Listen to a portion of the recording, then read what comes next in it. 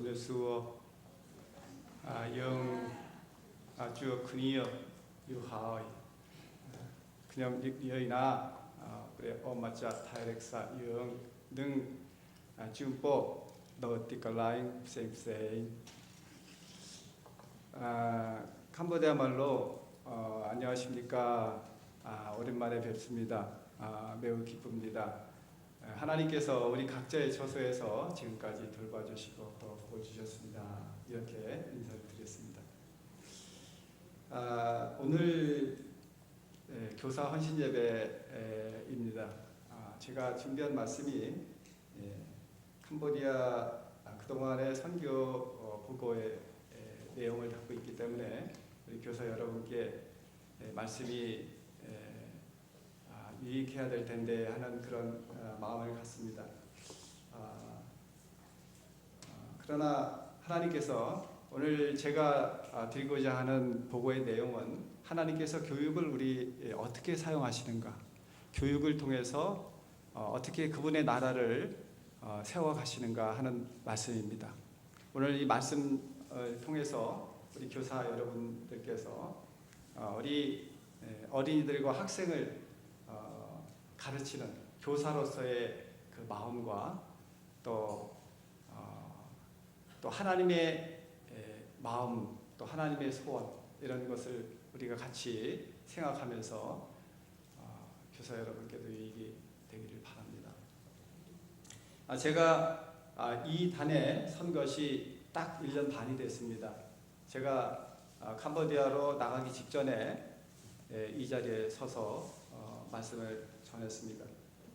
저는 그동안에 1년 반 동안 언어 공부에 집중했고 프놈펜에 있는 왕립대학 1년 캄보디아 과정에서 지난 3월 달에 수료를 했습니다. 그 후에도 계속해서 한 1년 정도는 또 이 캄보디아 강좌가 많이 있습니다. 그 강좌에 등록을 해서 일부는 지금 등록을 했고 일부는 돌아가서 등록을 해서 이제 공부할 계획이 있습니다. 이 캄보디아가 매우 더운 나라인데 그동안 지금 이제 오늘이 32도 한 그 정도 된 걸로 제가 알고 있습니다. 32도면은 캄보디아에서는 좀 선선한 날씨입니다. 항상 제가 오기 전까지만 해도 기본이 35도의 안팎이었고 4월달 제일 더운 계절은 40도 이 안팎이 이제 평일 날씨입니다. 그래서 32도 하면은 좀 선선한 이제 그런 기후입니다. 제가 그동안 여기 와서 항상 추웠습니다. 항상 그 긴팔을 입고 싶었는데 오늘 좀 약간 지내기가 편안하더라고요. 그래서 제가 1년 반 동안 그 더운 기후에서 24시간 땀을 흘렸습니다.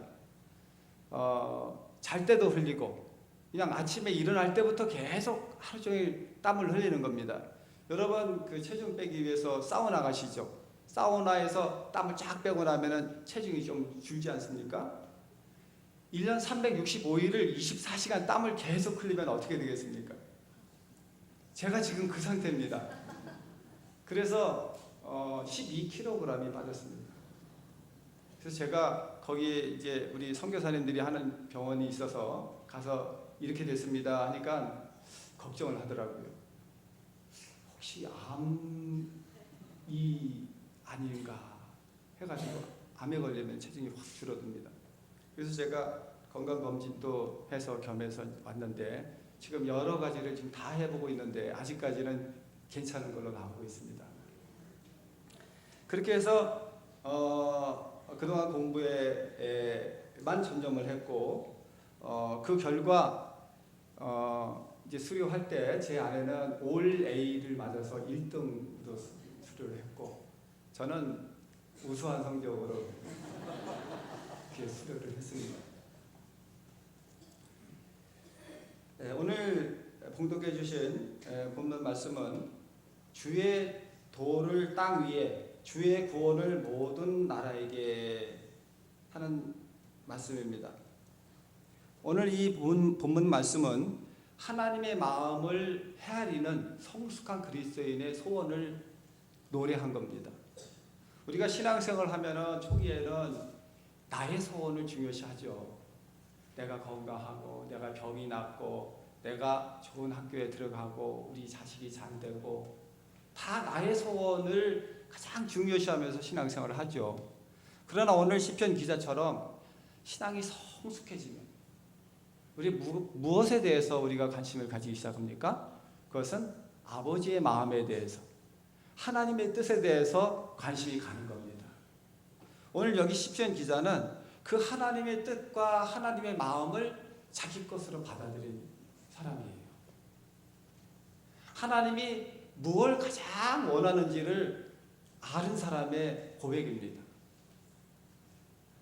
그건 하나님께서 만드신 이 세계, 하나님이 사랑하시는 모든 사람들, 모든 나라 민족들이 다 주님을 아는 거예요. 그리고 주님의 구원을 노래하는 겁니다. 그게 아버지 하나님의 마음이에요. 그리고 이 기자는 그거를 알아서 그걸 자기 마음으로 받아들인 겁니다. 신앙이 성숙해 갈수록 우리는 하나님의 뜻을 중요하게 생각하고 하나님의 소원을 이루어드리기 위해서 우리 삶을 사용하는 거죠. 한국에는 신학교도 많습니다. 얼마나 많습니까? 여러분 한국에 있는 신학교 이름들 다 아시는 분들 계세요?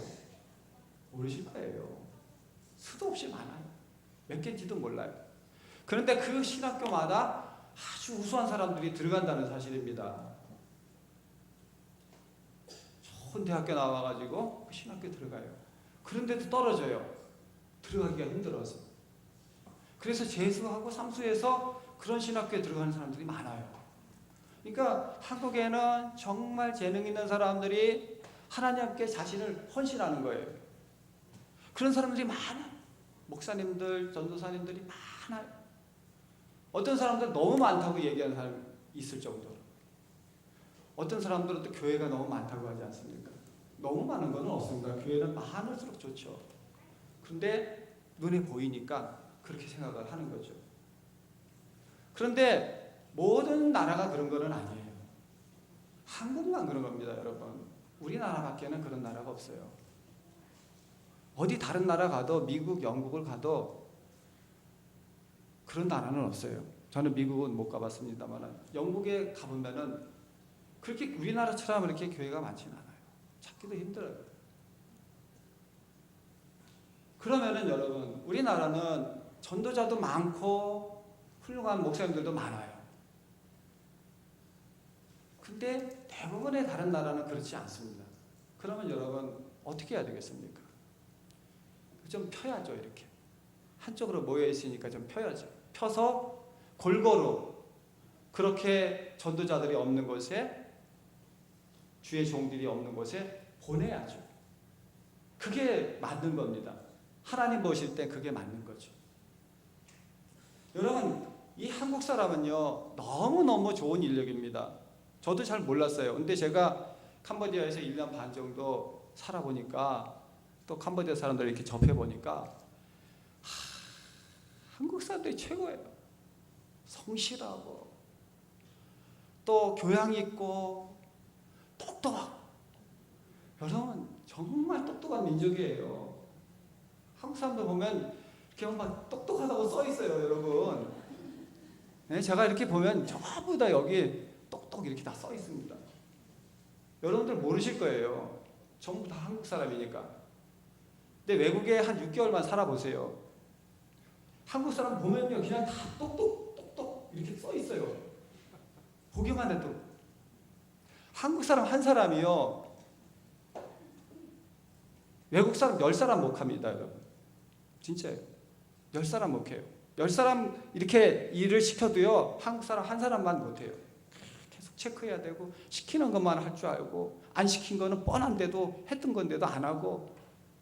한국 사람 한 사람이 나요. 그렇게 훌륭한 민족이에요. 너무너무 소중한 자원들이에요. 여러분 이렇게 훌륭한 사람들이 이렇게 똑똑한 사람들이 여기 다 모여 있는 겁니다. 여기만 이 조그만 한반도 남쪽에 모여 있는 거예요. 이 편하게 이렇게 서서 주의 도를 땅 위에 주의 구원을 모든 나라에 알리소서. 가야 됩니다. 가야 돼요. 이게 하나님의 마음이 거기에 있습니다, 여러분. 다른 민족도 사랑하시니까 하나님께서 다 하나님께서 창조하신 사람들이니까 하나님 마음은 거기가 있는 거예요. 그들도 나에게 그 찬송을 하는 구원받아야 될 텐데. 캄보디아에서 제가 정말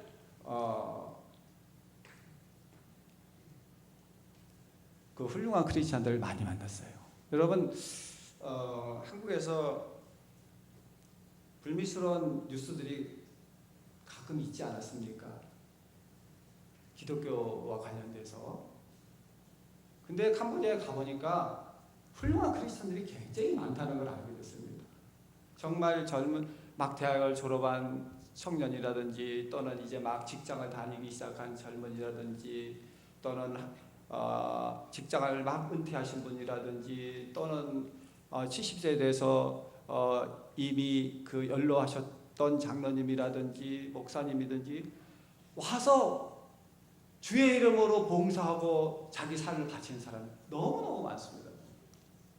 제가 희망을 얻었습니다. 한국 기독교 살아있다. 희망이 있다. 한국 크리스천들이 이렇게 아직까지 신앙이 순수하구나. 저는 외국에서 그거를 발견한 겁니다. 저희 푸놈펜 왕립학교가 말씀드린 대로 1년 과정인데 전 세계에서 다 와서 영어로 캄보디아를 배우는 클래스입니다. 그런데 미국에서도 오고 영국에서도 오고 아프리카에서도 오고 홍콩, 대만 다 옵니다. 심지어 옆에 태국 이런 데서도 오는데 80% 이상이 한국 사람이에요.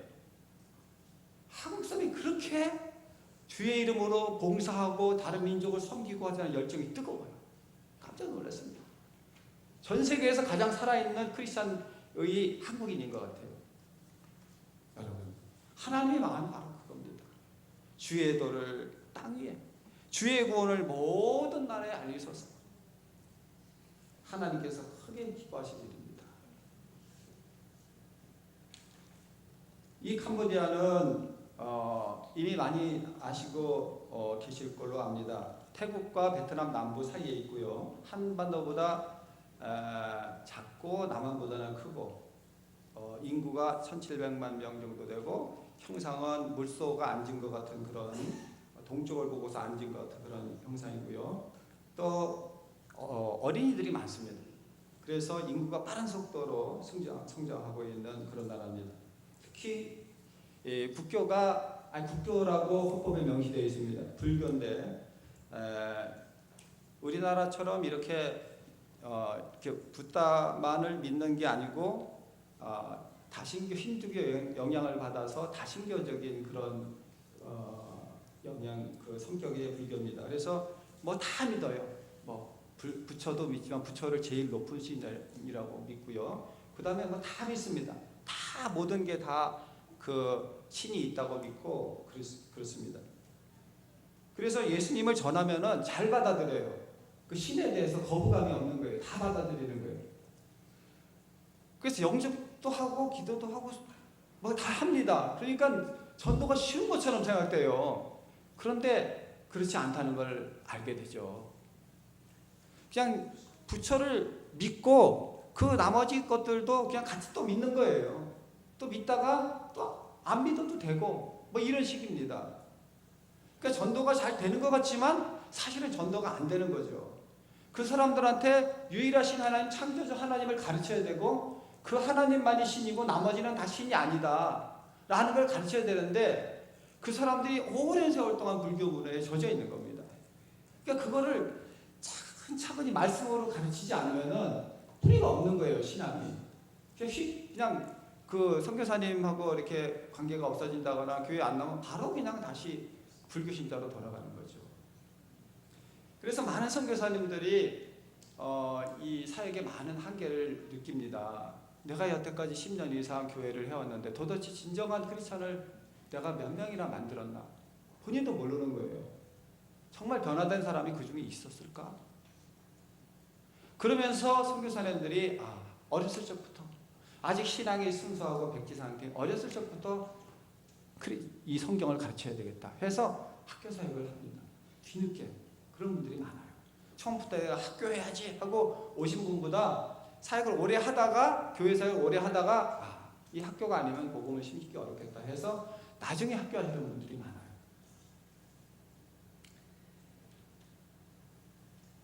사실 이 학교라는 것은 정말 좋은 사역입니다. 왜냐하면 학교에 전도 있죠, 양육 있죠, 또 파송이 있죠, 또 공동체 안에서 서로 나누는 삶이 있죠, 교육이 있죠. 학교는 정말 교회가 가지고 있는 모든 기능이 다 들어있습니다. 그러면서도 체계적으로 신앙을 지도할 수 있다는 그런 그 효율성이 또 있는 겁니다.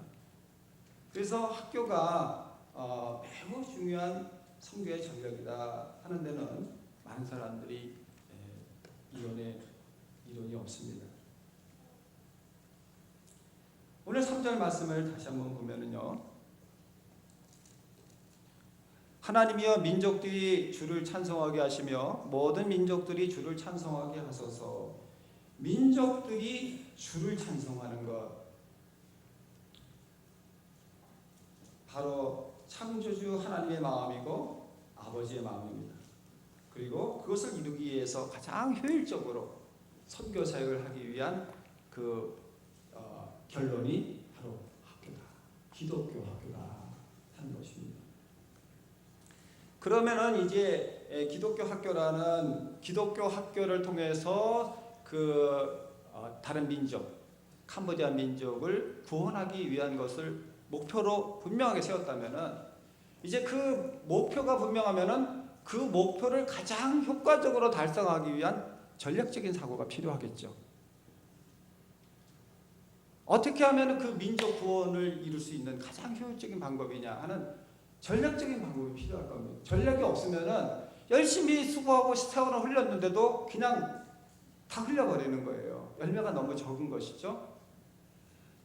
현재 그 캄보디아에서는 경제 성장률이 굉장히 높습니다. 그리고 어린아이들을 많이 낳기 때문에 그 아이들 청소년들이 굉장히 많아요. 인구 성장이 빠릅니다.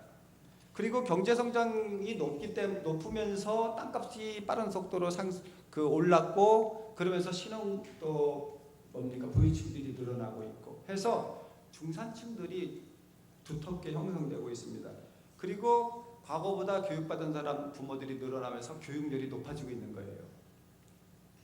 그래서 자식을 잘 가르치고자 하는 그 부모들의 열정이 과거보다 점점 높아지고 있는 그런 상황 속에 있습니다.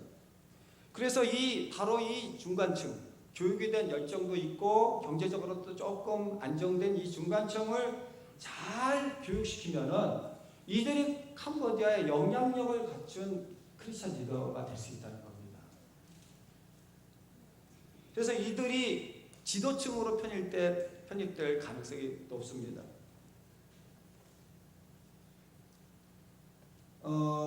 그러기 위해서는 이 중간 계층을 교육의 대상으로 이렇게 끌어들이기 위해서는 그 사람들의 요구에 맞춰줘야 되는 것이죠. 첫 번째로는 전문성 있는 교육이 학교에서 이루어져야 되겠다. 학교에서 그 선교 사역에서 학교를 하려고 할 때 그 학교가 교육적인 전문성이 확보돼야 되겠다. 정말 다음 세대 때 캄보디아 미래 사회가 요구하는 인재가 어떤 것을 구비해야 되느냐, 이걸 간파하고 학교에서 미래를 주도할 수 있는 어떤 인재를 양성할 수 있는 교과 과정이라든지 진로분 수업이라든지 이런 것들이 개발돼야 되겠다 하는 겁니다. 또 좋은 교사, 최고의 교사들이 확보돼야 되는 것이죠. 교육적으로 많은 연구와 고려와 지원이 필요한 것이죠. 또 한 가지는 좋은 시설을 구비해야 되겠다. 그래야지 바로 그 교육 열의가 있는 사람들을 이 자녀들을 보내는 것이죠. 좋은 시설을 구비해야 되겠다. 이 캄보디아에는 서양 선교사들이 운영하는 국제학교들이 많아요. 수업료도 많이 받고, 거기에는 기독교 교육을 시키는 거를 다 이렇게 최대한 협조하겠다는 사인을 하면서까지 보내요. 왜냐하면 그만한 경쟁력을 갖추기 때문이죠. 그 다음에 접근성이 좋아야 하겠다. 너무 인구 밀집 지역에서 멀리 떨어진 외곽이라든지 지방은 그런 점에서 굉장히 불리하죠. 그래서 수도 안에 있어야 되겠다. 그렇게 해서 좋은 교육이 이루어지고 접근성이 좋은 곳에 경쟁력 있는 학교가 만들어지면은 그 열정도 있고 또 상류층 그 지도자 계층으로 그 나라에 큰 영향력을 미칠 수 있는 지도자 계층으로 편입될 수 있는 뭡니까 학생들을 학부모들을 이렇게 학교에 유치할 수가 있는 겁니다.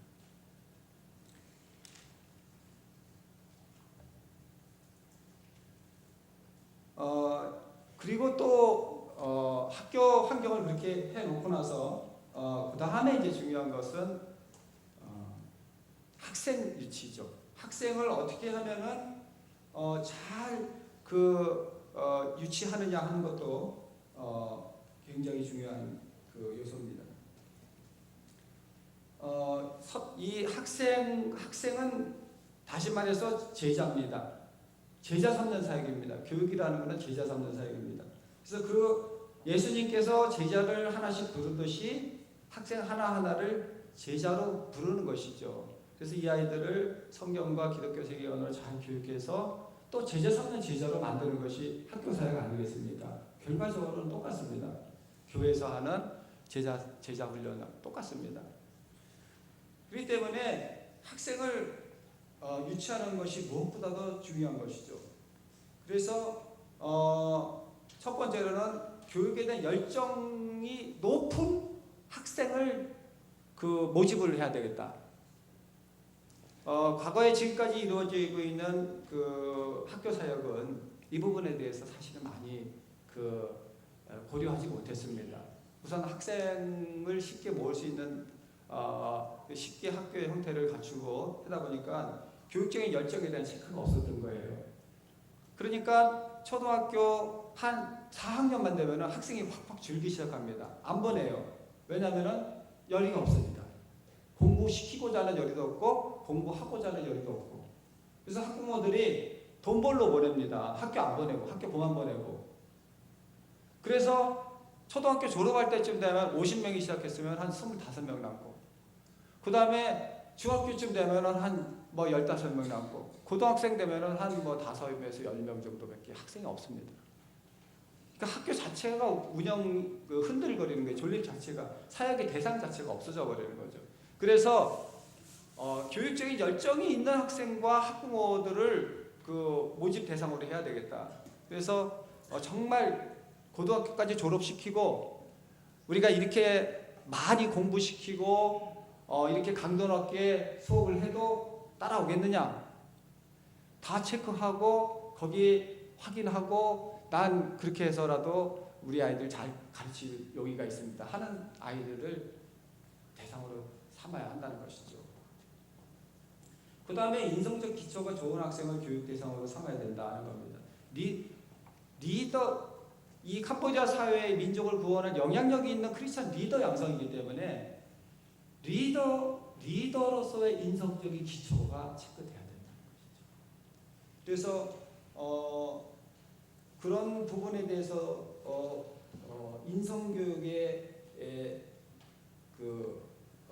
많은 염두를 두고 그렇게 해서 학생을 모집해야 되겠다. 그 다음에 이제 마지막으로는 학습 능력 체크입니다. 이 아이들이 우리가 이렇게 높은 수준의 수업을 할 건데 그 사회 일반 학교라든지 일반 교과과정보다 훨씬 높은 수준의 교육을 할 건데 그거를 아이들이 따라 할 수 있는 학습 능력이 있느냐. 어려워서 못 따라오면 학교 안 나오고 말 것이죠. 그래서 그런 학습 능력도 체크를 해서 학생을 모집을 해야 되겠다 하는 것입니다.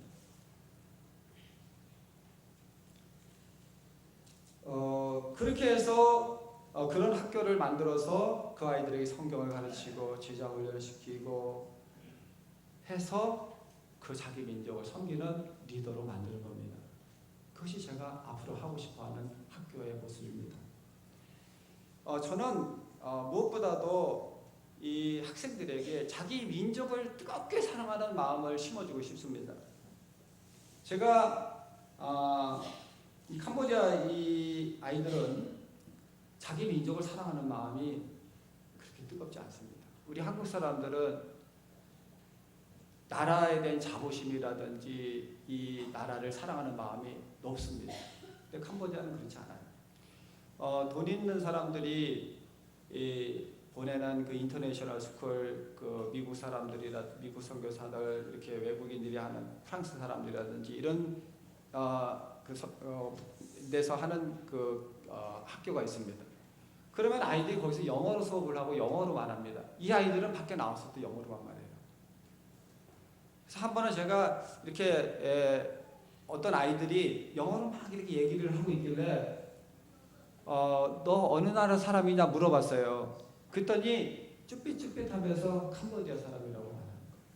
이 아이들이 캄보디아어로 말하는 거를 부끄럽게 생각하는 거예요. 자기가 캄보디아 사람이라는 거를 자랑스럽게 생각하지 않는 거예요. 그걸 숨기고 싶어하고 이 나라의 이 아이들의 마음속에 미국을 동경하고 프랑스를 동경하는 거예요. 자기 나라에 대한 그런 사랑하는 마음이 없습니다. 저는 이 아이들에게 자기 나라를 사랑하는 마음을 심어주고 싶습니다. 자기 민족을 사랑하는 마음을 심어주고 싶어요. 그래서 그 아이들이 정말 교육적인 혜택을 잘 받아서 자기 민족을 복음으로 섬기고자 하는 그 마음을 심어주고 싶어요. 제가 지금 생각한 그 학교 교명은 빼싹깎감입니다. 빼싹깎감이라는 말은 사명이라는 뜻이에요. 빼싹깎감 중고등학교, 사명 중고등학교죠. 저는 이 아이들에게 학교에 입학하는 그날부터 너희들에게는 너희 민족을 예수의 사랑으로 섬겨야 될 사명이 있다는 것을 심어주고 싶어요. 미국을 사랑하는 것이 아니라 한국을 사랑하는 것이 아니라 너희들이 캄보디아라는 사람이라는 것을 사랑하고 그 캄보디아 사람들을 섬기는 것이 너희 일생의 사명이라고 가르치고 싶어요. 그래서 저는 교복을 만들 때도 그 교복에 캄보디아 전통 이미지를 넣고 싶습니다. 제가 지금 입은 것이 캄보디아 사람들이 입는 옷인데 좀 어떤 공식적인 석상에 나갔을 때 정장 대신 입는 옷입니다. 어떤 캄보디아의 이미지를 담고 싶어요. 교복 속에. 그리고 교가도 서양 음악 리듬이 아니라 캄보디아 리듬을 넣고 싶어요. 정말 캄보디아를 사랑하는 그 마음을 아이들 속에 깊이 심어줬어요. 평생토록 이 민족을 위해서 내가 예수의 사랑으로 섬겨야 된다는 것을 가르치고 싶습니다. 캄보디아에는 지금 절이 3,900개가 있습니다. 3,900개가 있는데 3,900개가 다 불교 학교예요. 어떻게 해서 그렇게 됐냐면은 1970년대 그 론롤 정권이 그 자국민들에게 서구식 교육을 이제 해야 되겠다 이렇게 결정한 겁니다.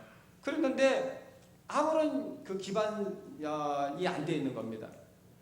근데 그 나라에 절들이 많이 있어요. 그래서 그 명령을 내린 거예요. 절에서 교육을 해라. 절은 다 시설이 있지 않습니까? 또 그 승려 지식인들이 있고. 그래서 그 일을 절이 맡은 거예요. 그래서 절이 크면 큰 대로, 시골에 절이 조그마면 조그만 대로 이렇게 판자로 만들어서라도 교육을 하기 시작한 거예요. 절이 다 학교입니다. 그리고 거기서 동자승원부터 시작해서 나이 교육 그 때를 놓친 나이 든 그 승려들까지 같이 공부해요. 초, 중. 아이들이 절에서 공부하는 겁니다. 불교적인 세계관을 배우죠. 불교에 쉽게 동화가 된 겁니다. 그런 아이들을 어른이 돼서 전도한다는 것이 얼마나 어렵겠습니까? 캄보디아 불교 학교가 3,900개입니다. 기독교 학교는 몇 개겠습니까? 제가 캄보디아에서 이상하게 생각한 것이 우리 한국에는 기독교 학교가 많습니다. 미션 스쿨이 많아요. 해방 전까지 미션 스쿨이 제가 조사해본 자료로는 2,700개가 있었습니다. 남북이 합해서. 북한이 더 많았겠죠. 그 남한에 있는 학교 중에서는 재정난으로 많은 학교들이 문을 닫았겠죠. 어쨌든 그렇게 놀랍게 많은 학교를 선교사들이 세웠습니다. 근데 캄보디아는 그런 미션 스쿨이 없어요. 먼 과거에는 있었는지 모르겠지만 없습니다. 한국에는 선교사들이 와서 교회보다 학교를 더 많이 세웠어요, 여러분. 이 한국 민족들의 미래를 복음으로 변화시키기 위해서는 학교가 대안이다. 선교사님들이 다 그렇게 생각한 겁니다. 그 결과 우리 한국은 이렇게 복음으로 부흥케 되었습니다. 그러나 그렇지 못한 나라는 공식적으로는 3%지만 1%, 2%입니다. 기독교 비율이. 교육을 통해서 복음을 가르치고 교육을 통해서 예수님의 제자를 삼는 것이 얼마나 중요한가 하는 것이 한국 사람들이 다 증인입니다. 캄보디아는 불교 학교는 그렇게 많은데 지금 선교사들이 세운 학교는 제가 가서 이렇게 볼 때 한 30개 정도 있는 것 같습니다. 너무너무 적은 거죠.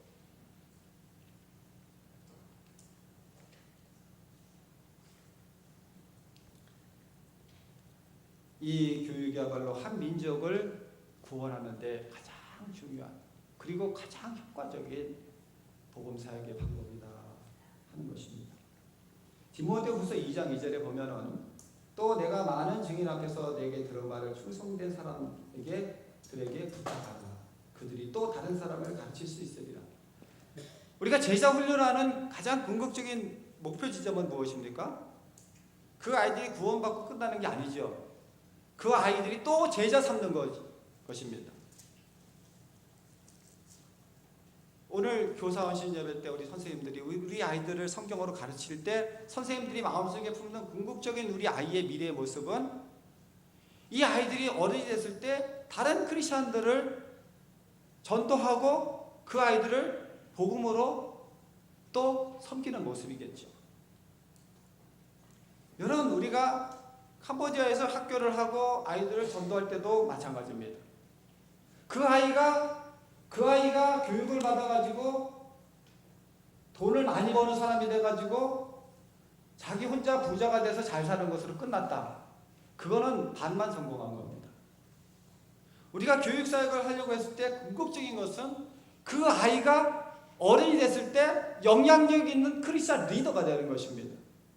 그래서 그 하나님의 사랑으로 복음으로 그 사회를 변화시키고 그 사회에 기독교를 펌맣게 하는 것입니다.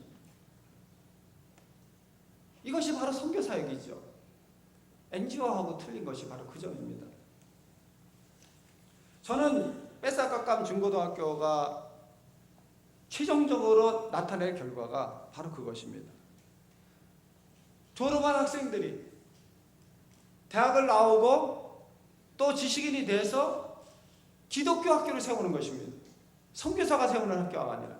우리나라도 과거에 많은 성각자들이 크리스찬 성각자들이 기독교 학교를 많이 세우지 않았습니까? 기독교 학교를 세우는 겁니다. 자국민이 그렇게 해서 많은 사람들에게 자기 다음 세대에게 성경을 가르치고 예수님을 전하는 것입니다. 또한 졸업한 학생들이 목사가 되고 신학자가 돼서 신학교를 세우고 자국민을 대상으로 해서 많은 목회자를 배출하는 것, 그것이 저희 꿈입니다. 또 크리스찬 기업인이 돼서 많은 직원들을 예수 믿게 만들고 자기 기업에서 예배하고 전도하는 것입니다. 그렇게 해서 그 나라가 복음으로 변화되는 것이 저희 궁극적인 목표입니다. 그리고 그것을 위한 가장 효율적인 방법이 뭘까를 고민하고 있습니다. 학교라는 것은 아무것도 할 수 없을 때, 뭐가 중요한지를 알 수 없을 때 미래를 위해서 할 수 있는 가장 탁월한 대안입니다. 스피노자가 그런 말을 하지 않았습니까? 내일 지구가 멸망한다고 해도 나는 오늘 한 그루에 뭐를 심습니까? 사과나무를 심겠다. 미래가 암울할 때, 미래를 위해서 내가 뭘 해야 될지 모를 때 후회가 없는, 실패가 없는 단 하나의 길이 있다면 그것은 바로 교육입니다. 다음 세대를 위한 투자입니다.